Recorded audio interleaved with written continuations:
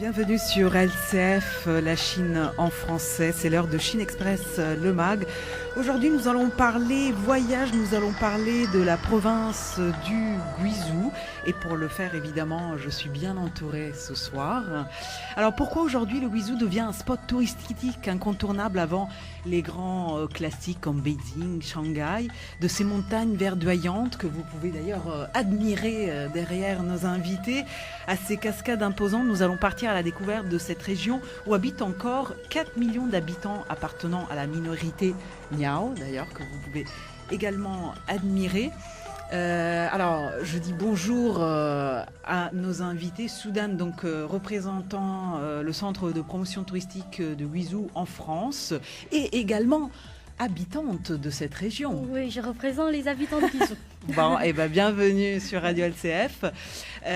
Émilie Tavares, donc conseillère de vente chez Intermed, qui est le numéro 1 français du voyage culturel, et dont vous avez participé à l'Educ-Tour. On va en parler. C'était votre première fois en Chine et dans la province du Guizhou. Tout à fait. Et Xiao Ye Chen. Enchantée, chargée de mission pour le centre de promotion touristique donc, de Guizhou en France. Exactement. Alors tout de suite, pourquoi, donnez-nous envie tout de suite là de partir dans la province du Guizhou. Pourquoi? Quels sont, disons, les intérêts majeurs de cette région? Je dirais Guizhou, c'est un joyau de Chine. En fait, quand on parlait de Chine, tout de suite, vous allez penser peut-être les images comme des pandas, des grandes murailles, c'est vrai.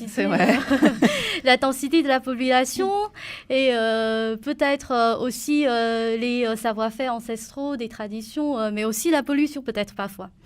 Et Guizhou, c'est vraiment une autre Chine qui est bien intime, reculée et qui mérite, qui n'est pas encore très connue, mais qui mérite d'être connaître. Et c'est ça, et la richesse de Guizhou, c'est vraiment, il a une très très grande richesse culturelle, humaine, géographique et historique. Et aussi, vous allez voir des très beaux paysages derrière nous, et des très beaux paysages karstiques, et des grands châteaux, des grottes, des magnifiques. C'est ça. D'ailleurs, j'invite également nos auditeurs, parce que j'ai été plongée jusqu'à il y a quelques minutes dans l'émission Voyage en terre inconnue avec Clovis Cornillac, qui, je trouve, avec Lopez, interprète déjà très bien, un peu le récit du voyage dans cette province. Et eux, ils vont donc dans une minorité miao. Bref, on vous donnera les liens aussi pour pouvoir voyager à distance. Parce que le but, évidemment, c'est d'y aller, chers auditeurs, mais c'est aussi de commencer à découvrir en amont. On va poursuivre notre conversation tout de suite après une sélection musicale que vous avez faite, donc vous allez nous en parler après. C'est Haricots rouges et choucroute. Je vous en dis pas plus sur Radio LCF.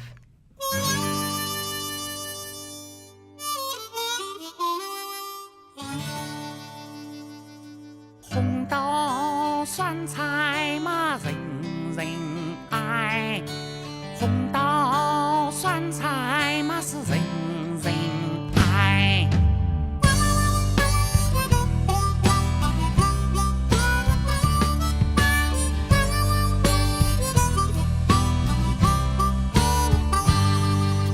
我是穷人嘛，不会做红豆酸菜嘛，长大肚。 找得娘儿嘛辛苦钱，赶紧回家嘛讨媳妇。嘿，子哥哥子嘛你有钱，你有钱木那好两天，送我娘她嘛我来种，种出粮食嘛好过年。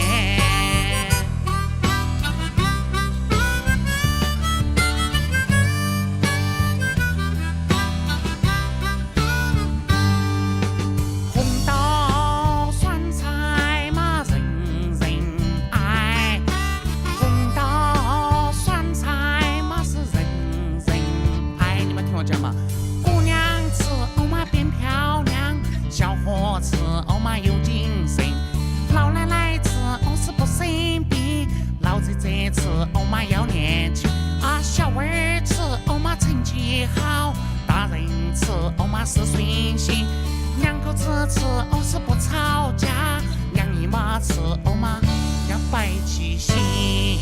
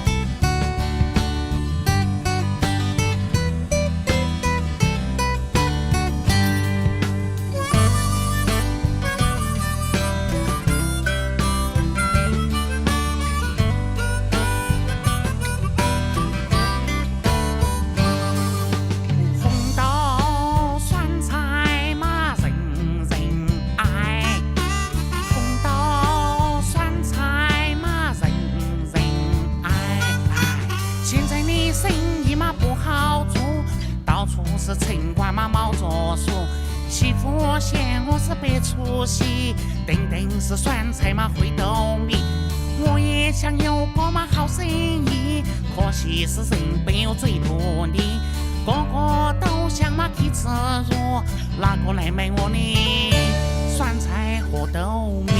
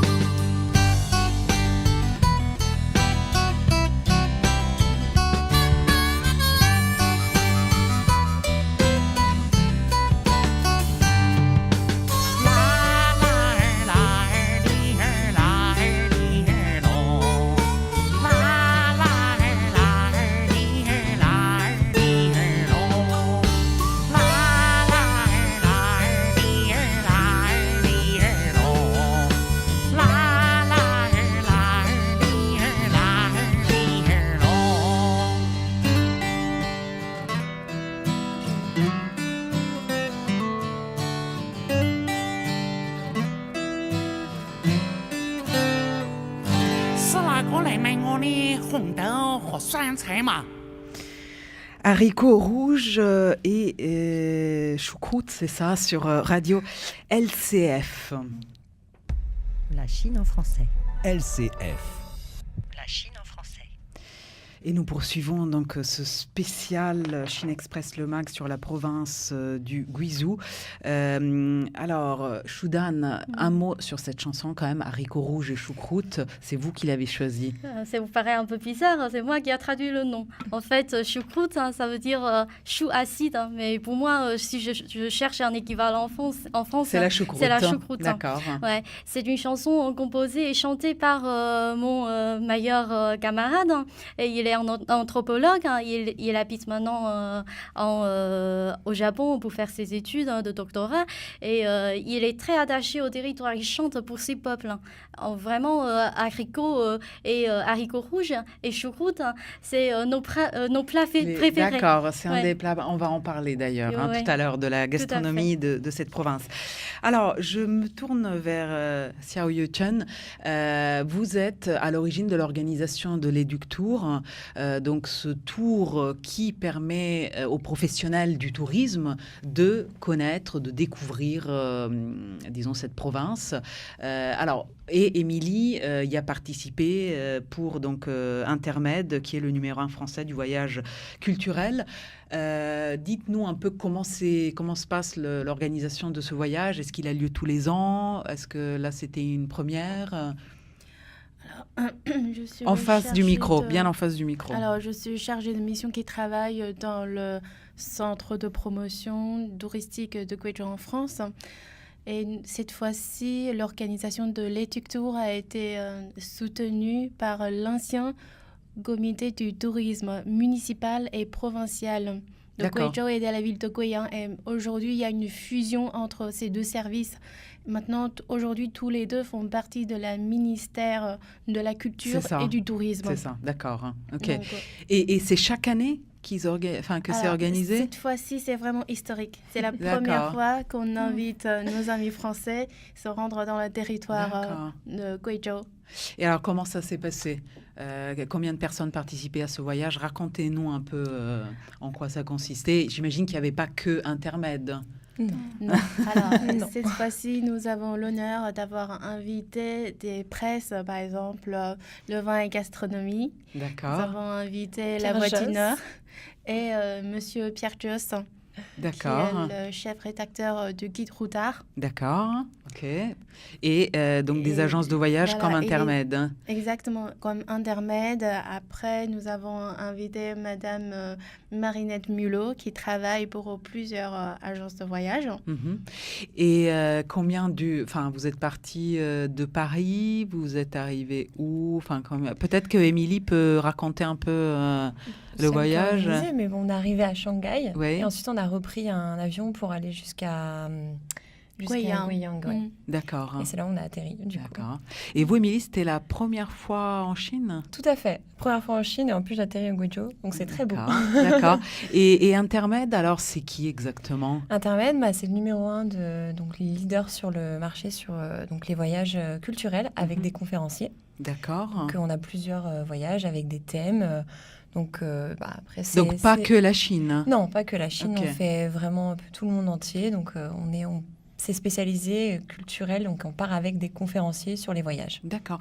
Alors, c'est une région qui est quand même assez montagneuse. Je Très. pense que récemment, les trains se sont énormément développés, mais jusqu'à peu, il n'y en avait pas énormément. Qu'est-ce que vous avez choisi de montrer de la région? Alors disons, il y a tellement de richesses dans cette région. Alors évidemment, on ne peut pas tout faire en seulement une fois. Mais pour épater un peu Pour la épater. clientèle que vous aviez Alors, dans ce nous voyage. avons choisi la carte de visite de Guizhou, c'est la rizière. Les rizières. Les rizières. Voilà. D'accord. Là, on ne les voit pas dans ce paysage-là, mais dans le documentaire Voyage en terre inconnue avec Clovis Cornillac, Oui. il y a des très, très beaux paysages, justement, disons, c'est très montagneux. Effectivement, on voit les rizières à perte de vue, notamment dans un des villages Miao où ils vont. C'est vrai que c'est magnifique parce que c'est très vert. Hein. D'accord. Donc, vous avez visité. Alors, c'est quoi une rizière? Racontez-nous, Émilie. À quoi ça ressemble? Est-ce que vous étiez avec des grandes bottes? Parce que du coup, il y a de l'eau, non? Nous, quand on a été, on n'a pas eu de chance. Bon, on a eu un peu de brouillard et donc on n'a pas pu voir tous les paysages. On a vu quelques personnes travailler dans les rizières, mais c'était rempli d'eau. Donc, c'était vu qu'il pleuvait. Donc et du coup, vous y alliez pas vraiment dans la rizière? On n'est pas rentré sur les rizières, non. On pouvait pas. On y a accédé, mais on n'est pas allé vraiment au fin fond de la rizière. D'accord. On a visité un des villages Miao, qui est partagé avec les Shui, les Han et les... Donc d'autres minorités. D'autres minorités qui se partagent ce village, ça s'appelle Zenlei. D'accord. Et c'était très intéressant. On a pu on a pu échanger avec eux. Bon, on parlait pas trop leur langue, mais c'est un échange plutôt non verbal et c'était plutôt agréable. Et ils parlent, un dialecte, c'est-à-dire Oui. c'est pas le mandarin. Non. D'accord. Chacun a leur propre langue. Il y a certaines qui ont même leur langue écrite, qui est très très rare chez les minorités. Souvent, nous avons notre langue parlée à l'oral, mais par Parce exemple, que, précisons-le, Xiao Yu, vous êtes également professeur de chinois. Vous donnez quelques cours à côté de vos activités nombreuses dans le tourisme. D'accord. C'est aussi mon activité bien aimée. D'accord. Et donc, les rizières, quoi d'autre? Comment s'est déroulé un peu ce voyage? Alors, la première journée, nous sommes restés à Guiyang. Nous avons visité la capitale. La capitale, voilà. La capitale de la province. Précisons que c'est une province, le Guizhou, qui a 35 millions d'habitants. Hein. Donc, pour donner un peu l'ordre de grandeur au sud-ouest de la Chine, on rappelle presque 1,4 milliard d'habitants, la Chine. Donc, bon, ça donne une échelle... Enfin, ça veut dire qu'on est quoi? Dans la moyenne de densité d'habitants par région? En fait, on ne peut pas dire que c'est une région la plus peuplée de la Chine, mais surtout, c'est une région qui a plus de diversité de la Chine. D'accord. Diversité au niveau des paysages? Au niveau des paysages, vous voyez les cascades, des chutes d'eau, des mille pics, des montagnes, des rizières, et surtout, nous avons les minorités. Donc, c'est aussi notre objectif de cette fois-ci, de montrer les minorités qui cohabitent dans les mêmes endroits et qui s'entendent très bien. Avec les autres habitants de la province du Guizhou.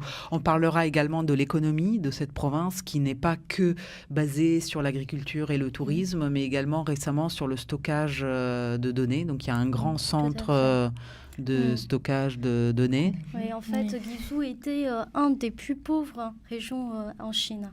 Et maintenant, c'est à la pointe du progrès. Et surtout, une des pionnières sur le domaine de Big Data. Et aussi, elle héberge le FAST. C'est le plus grand télescope du monde. C'est ça, absolument.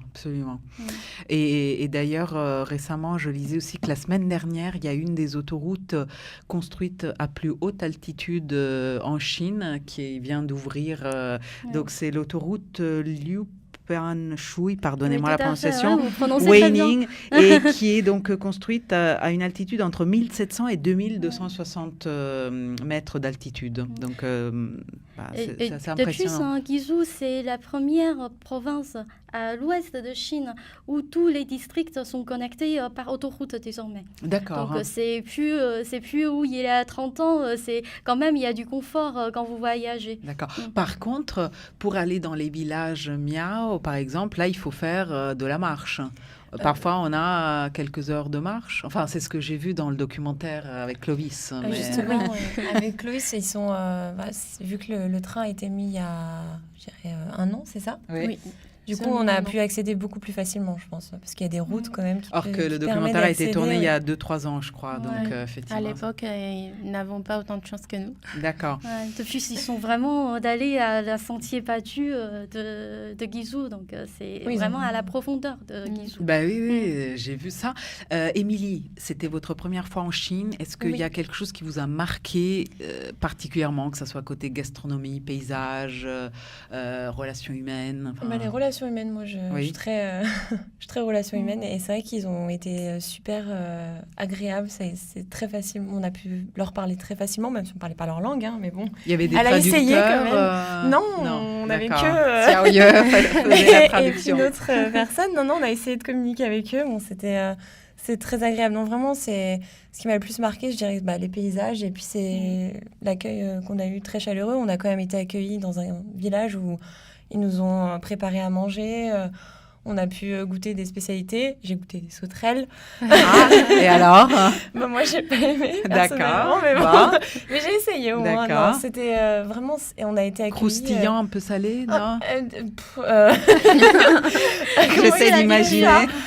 C'était croustillant, un peu D'accord. salé, pas trop, non, Non. pas trop J'ai pas piquant essayé. pour une fois. D'accord. Parce que c'est très très piquant la cuisine du Guizhou. Oui. D'accord. C'est sa J'ai eu réputation. beaucoup de mal à manger, beaucoup de piment. Donc, Mhm. mais en termes de, je pense, de diversité de paysages, c'est une très belle région, et je pense que ceux qui aiment faire de la randonnée seront Alors, très c'est ce que ravis. j'allais dire. Je Ouais. pense que c'est un endroit aussi où on peut faire Oui. des balades Des beaux extraordinaires. treks, hein. je Ouais. pense, et puis atterrir dans les Vraiment. villages, je pense que ça peut être très Ouais. très beau. Et des treks pour différents niveaux, c'est-à-dire il faut avoir un certain niveau, ou ça peut être de la simple balade avec peu de dénivelé à beaucoup de Ouais, dénivelé. voilà, c'est ça. Il y a Ouais. des différents au niveau de la difficulté. Oui. C'est pour les gens différentes, quoi. D'accord. Et aussi, il y a des sentiers déjà récupérés, pas encore banalisés, mais il y a des guides francophones qui proposent aux visiteurs des randonnées vraiment au cœur de ces paysages et splendides, et aussi accompagnés par les villageois qui connaissent bien leur région. Oui, donc c'est pas encore balisé comme en France où on a des GR, tout est indiqué, il y a des cartes bien précises. Là, il faut y aller avec un guide, sinon on risque d'être Perdu. vite perdu. Ouais, D'accord. c'est Et ça. si possible, un guide local ou même des guides français maintenant qui habitent sur place. Il n'y a pas encore des non. guides français qui habitent sur place, mais il y a une équipe de au moins 5-6 personnes francophones. Et ils parlent super bien français, même mieux que moi. Donc il n'y a aucun problème de communiquer D'accord. avec eux. Ils vous introduisent à la culture de Guizhou. Bon, eh ben, je vous propose de poursuivre notre conversation après le titre, donc Partir, du groupe Madame, Monsieur.